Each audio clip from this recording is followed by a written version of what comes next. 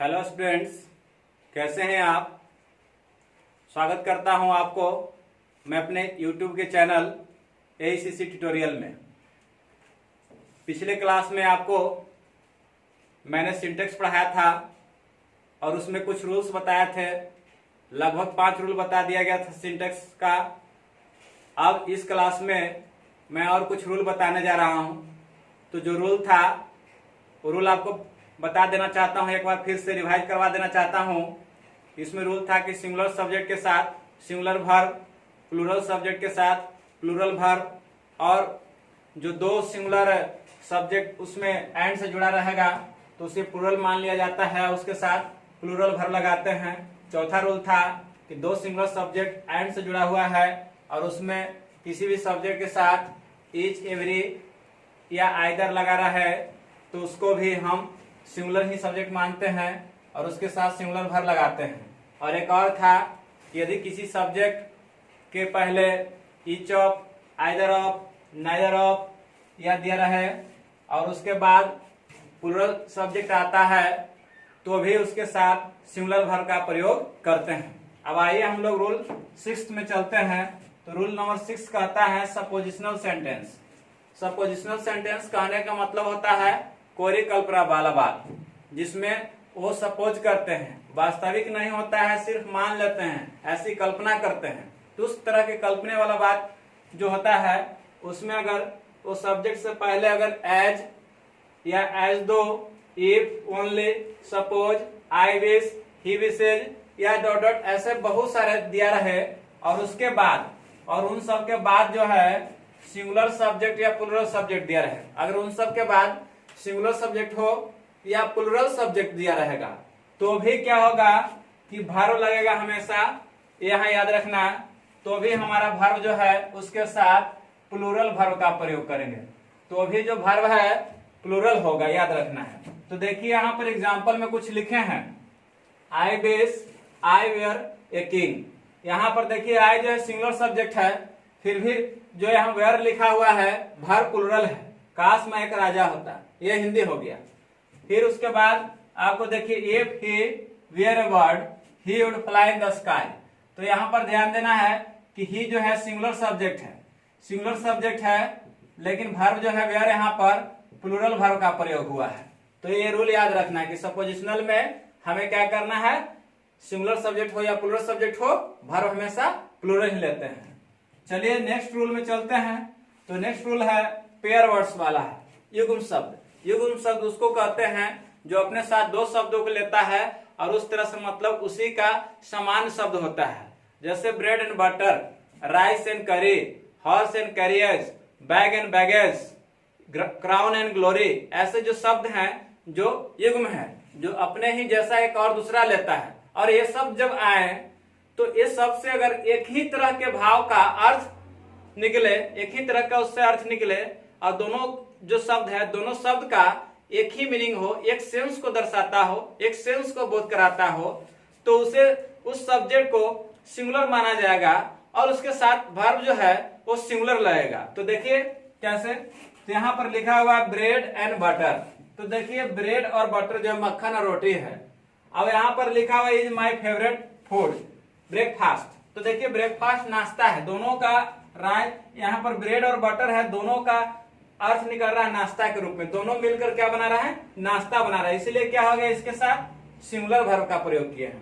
फिर है कि राइस एंड करी, मतलब चावल और कढ़ी, ये दोनों जो है वो डिश व्यंजन का अर्थ दे रहा है, दोनों क्या है, व्यंजन है। तो इसीलिए इसके साथ भी सिंगुलर वर्ब का प्रयोग किया गया है। राइस और करी जो है दोनों एक डिश का अर्थ दे रहा है, मतलब कि व्यंजन के रूप में है। और यहाँ ब्रेड और बटर जो है एक ब्रेकफास्ट के रूप में है। तो जो डिश हो गया, ब्रेकफास्ट हो गया, ये सब तो मटेरियल नाउन आता है और ये सिंगुलर ही होता है। तो इसी के सेंस में समझना है कि इसके साथ सिंगुलर वर्ब लगा है।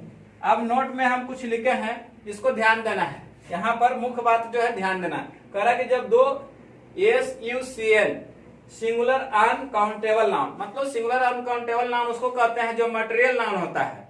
कह रहा है कि जब दो मटेरियल नाउन एंड से जुड़कर सेंटेंस के सब्जेक्ट के रूप में हो, मतलब कोई एंड से जुड़ जाए और सेंटेंस का सब्जेक्ट बन जाएगा, तो इससे अलग अलग क्लास का बोध होता है, इससे अलग अलग जाति का बोध होता है या अलग अर्थ दे दे।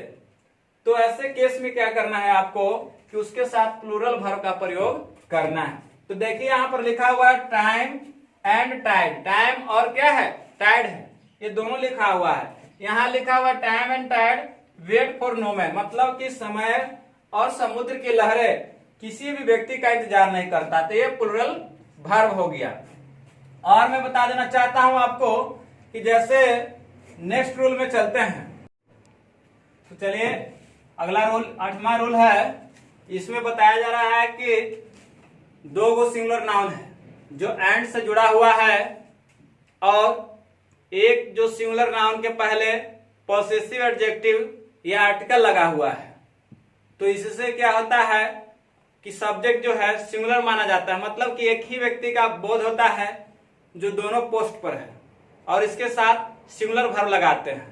तो देखिए लिखा हुआ है कि दो सिंगुलर नाउन है जो एंड से जुड़ा हुआ है और इसके पहले जो है, इस नाउन के पहले पॉसेसिव एडजेक्टिव या आर्टिकल का प्रयोग होता है। जानते होंगे पॉसेसिव एडजेक्टिव संबंधवाचक विशेषण जो 7 हैं, my, our, your, his, her, its, theirs, ये 7 हैं। और आर्टिकल जानते ही होंगे आप कि 2 है, डिफिनिट और इंडेफिनिट। एक जो है ए/एन है, दूसरा जो है द है। कह रहा है कि कोई के पहले आ जाए और पहले लगने से एक ही व्यक्ति का बोध होता है, क्योंकि पहले ही वाला लग रहा है और दूसरा में लग रहा है नहीं, तो एक ही व्यक्ति का बोध होता है, तो उसके साथ सब्जेक्ट सिंगुलर लगता है। तो देखिए लिखा हुआ है द प्रिंसिपल एंड सेक्रेटरी। कह रहा है कि the principal and secretary is present here. कह रहा है कि एक ही व्यक्ति जो है, जो प्रिंसिपल भी है और सेक्रेटरी भी है, वो उपस्थित है। एक ही व्यक्ति है जो दोनों पोस्ट पर है, एक प्रिंसिपल का ही पोस्ट है और सेक्रेटरी का पोस्ट है, दोनों एक ही व्यक्ति का है, वो उपस्थित है। इसीलिए जब दोनों एक ही व्यक्ति है तो सिंगुलर सब्जेक्ट हो गया, तो वर्ब भी हम ले लिए यहाँ पर सिंगुलर वर्ब। तो यहाँ पर क्या हो गया, इज। अगला देखते हैं, my uncle and guardian has come to meet मी।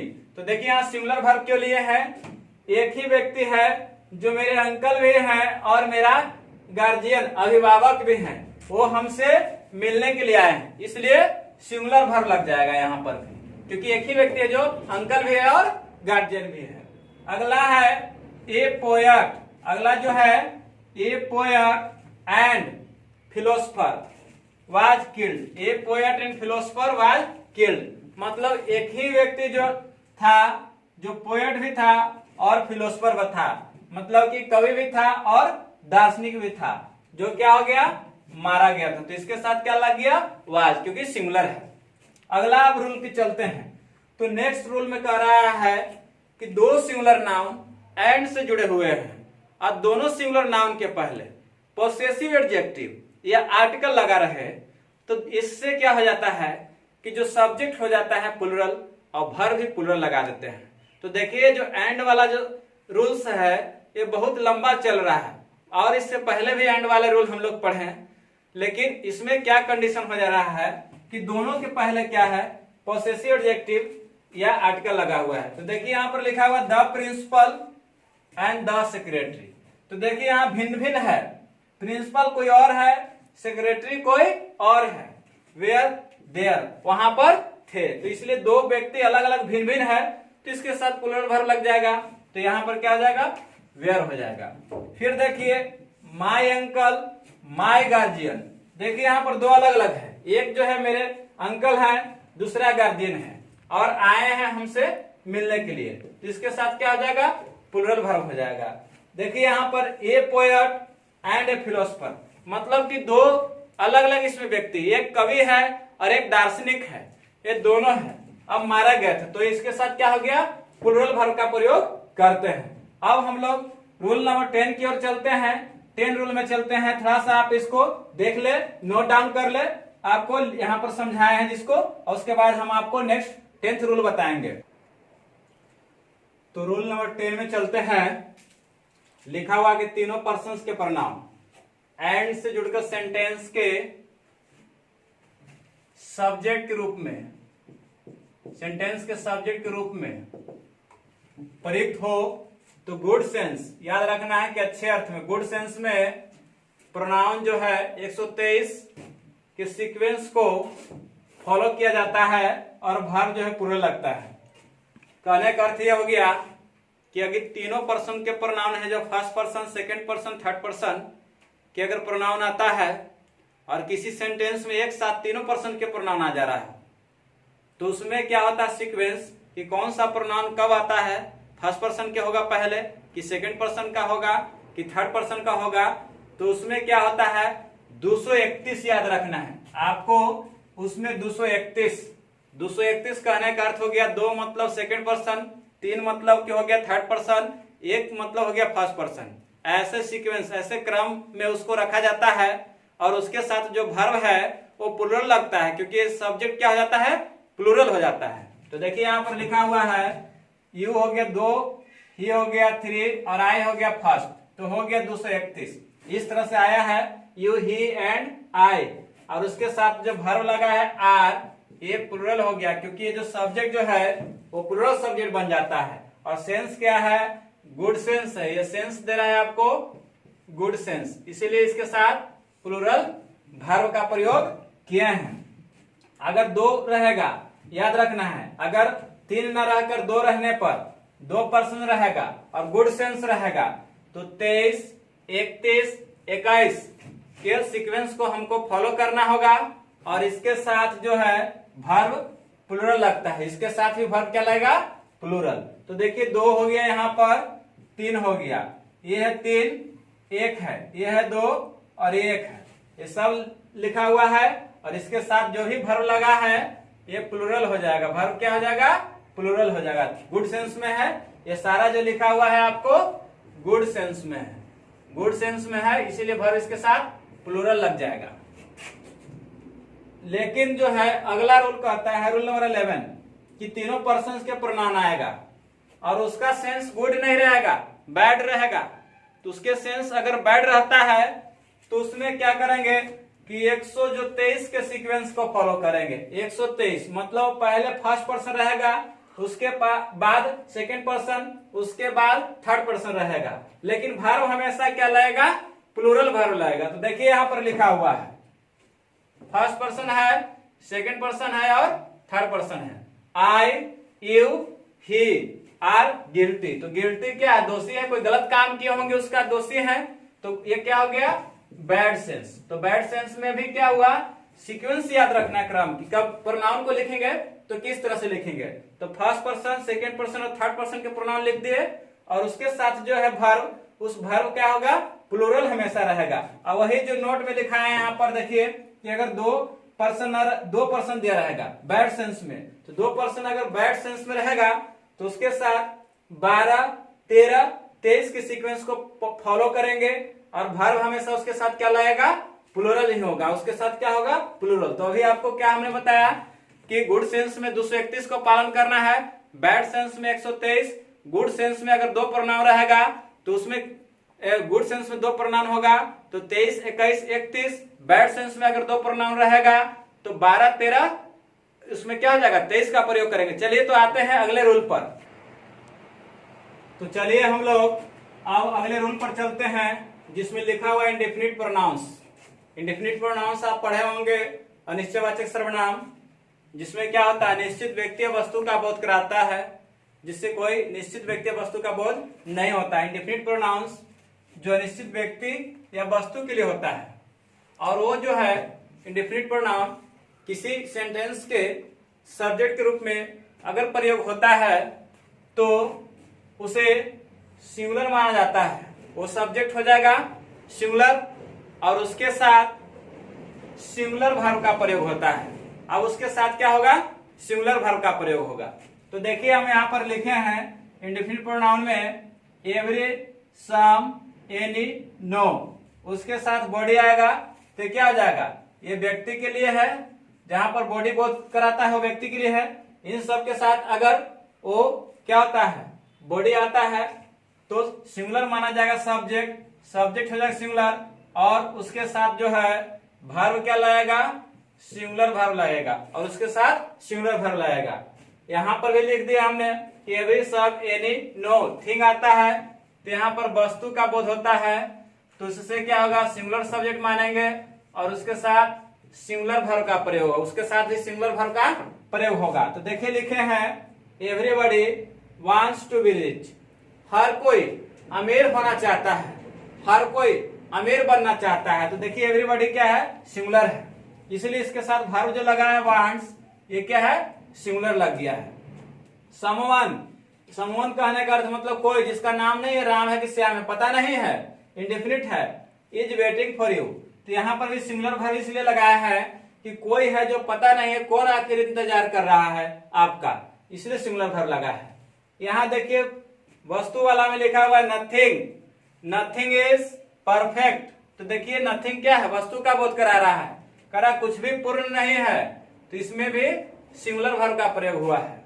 अब यहाँ पर लिखा हुआ है समथिंग, समथिंग के मतलब है कुछ, ये भी इंडेफिनिट प्रोनाउन है, इसके साथ भी सिंगुलर वर्ब लिए हैं, क्योंकि इससे भी कोई व्यक्ति वस्तु का निश्चित बोध नहीं हो रहा है। तो इस तरह से याद रखिएगा कि इंडेफिनिट प्रोनाउन रहेगा किसी सेंटेंस के सब्जेक्ट के रूप में, तो उसके साथ सिंगुलर वर्ब का प्रयोग करेंगे, क्योंकि सब्जेक्ट सिंगुलर माना जाता है। अगला रूल है, कह रहा है कि the plus adjective of quality आ जाए, गुणवाचक विशेषण आने पर इससे एक क्लास का बोध हो जाता है। जब द के साथ कोई एडजेक्टिव ऑफ क्वालिटी आ जाता है तो इससे एक क्लास मतलब एक वर्ग का बोध हो जाता है और इसे प्लूरल माना जाता है। इस सब्जेक्ट को हम प्लूरल मानते हैं और इसके साथ जो है वर्ब जो है प्लूरल लिया जाता है, इसके साथ वर्ब जो है प्लूरल का प्रयोग करते हैं। तो देखिए इसको कैसे लिखा हुआ है कि द रिच, द रिच, ऐसे रिच कहते तो अमीर खाली एडजेक्टिव हो जाता है, लेकिन द आ गया है तो अमीर लोग, एक जाति का बोध करा रहा है, एक क्लास का बोध करा रहा है कि अमीर लोगों का ही क्लास है। द रिच मतलब अमीर लोग, बहुत सारे आगे इसमें आर डिजॉनेस्ट कह रहे हैं कि अमीर लोग क्या होते हैं, वो बेईमान होते हैं। तो बहुत सारे आगे, इसलिए हमने क्या प्रयोग किया, वर्ब यहाँ पर प्लूरल वर्ब का प्रयोग किए हैं। अब चुनने के लिए दे देगा तो यहाँ आपको आर चुनना है। फिर द पुअर, इससे हो गया गरीब लोग, आर ऑनेस्ट ईमानदार होते हैं, इसके साथ क्या लिया हमने, प्लूरल वर्ब, क्योंकि ये जो है बहुत सारे लोगों का बोध करा रहा है। उसी तरह से the blind are helpless, blind कहने का मतलब अंधा होता है, लेकिन द लग गया तो अंधे लोग क्या है, असहाय है।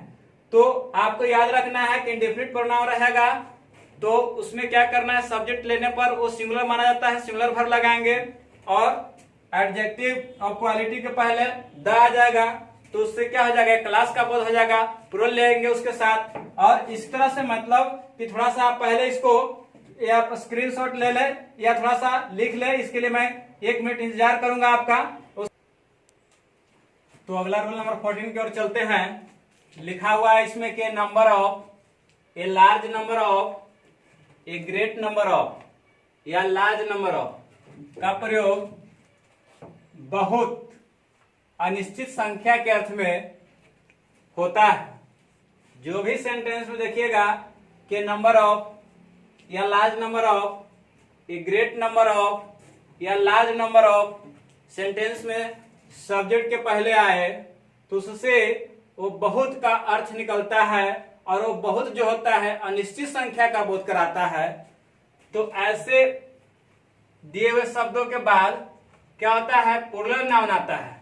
ऐसे दिए हुए सब्जेक्ट के बाद प्लूरल नाउन आता है, फिर उसके साथ क्या होता है कि प्लूरल वर्ब का प्रयोग किया जाता है और उसके साथ क्या करते हैं, प्लूरल वर्ब का प्रयोग करते हैं। जैसे देखिए लिखा हुआ है ए नंबर ऑफ, अब ये नंबर ऑफ के बाद आया स्टूडेंट्स, जो बहुत सारे का बोध करा रहा है। तो number of students were present मतलब बहुत सारे विद्यार्थी, जिसको गिन नहीं सकते हैं कि 10, 20, 50 संख्या तो है, लेकिन संख्या में पता नहीं है कि वो संख्या 10 से 20 से 30 से 40 से 50 है। ऐसा संख्या का निश्चित नहीं किया है, मतलब क्या निश्चित है, विद्यार्थी हैं लेकिन बहुत सारे हैं जिसको गिना नहीं है। तो इससे बहुत ज्यादा का बोध कराया, तो उसके लिए हम क्या किए, प्लूरल वर्ब का प्रयोग कर दिए। फिर लिखा हुआ है number of girls have secured good marks, मतलब बहुत सारे विद्यार्थी, इसमें पता नहीं है कि 200 विद्यार्थी, 400 लड़कियां हैं, 500 लड़कियां हैं, लेकिन बहुत सारी लड़कियां हैं जिन्होंने अच्छे अंक प्राप्त किए हैं। तो इसके साथ भी क्या लग गया, प्लूरल वर्ब लग गया। अगला रूल कहता है, नोट इसमें देख लेना, थोड़ा सा ध्यान देना है यहाँ पर कि ये नंबर ऑफ के बाद प्लूरल नाउन आया था तो प्लूरल वर्ब लगा, लेकिन द नंबर ऑफ आ जाएगा और उसके बाद प्लूरल नाउन होगा तो इससे निश्चित संख्या का बोध होगा और इसके साथ सिंगुलर वर्ब का प्रयोग होगा। द नंबर ऑफ आ जाएगा, उसके बाद प्लूरल नाउन आएगा तो इससे निश्चित संख्या का बोध हो जाता है, जैसे 10, 20, 50 ऐसे निश्चित संख्या का बोध हो जाएगा तो उसके साथ हम सिंगुलर वर्ब का प्रयोग करेंगे। तो देखिए लिखा हुआ है the number of students was present, कह रहा कि the number of students was present, मतलब कि विद्यार्थी इतने थे कि वो गिना जा सकता था, विद्यार्थी इतना था कि गिना जा सकता था, उस विद्यार्थी इतना थे कि उसे हम मतलब कि गिन सकते थे, मतलब निश्चित था जो संख्या में था, जिसके लिए हमने वर्ब ले लिया, सिंगुलर वर्ब का प्रयोग किया। अब अगला रूल में देखना है रूल नंबर 15। ये आपको रूल समझ में आ ही गया होगा।